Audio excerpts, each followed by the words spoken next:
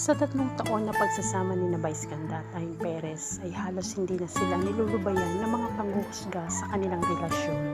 Halos wala nang katapusan ang mga komento ng mga taong hindi tanggap ang kanilang relasyon. Keso daw, makasalanan silang dalawa, keso bakla ito.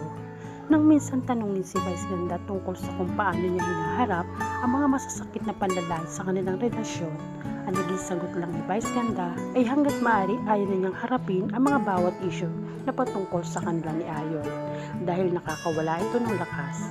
At kahit ano pa man ang sabihin ni Vice ay hindi ito pipiliing unawain at tanggapin ng mga taong sarado ang pag-iisip. At kung siyang masusunod, ayaw niyang magbasa pa ng mga negative comments sa social media. Anya pa ni Vice Ganda, hindi sila yung tipo ng taong magpapaliwanag kasi masasayang lang ang paliwanag niya kung hindi talaga nila ito tatanggapin ang kanilang relasyon.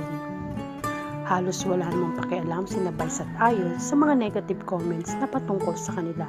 Basta masaya silang dalawa sa buhay nila ngayon.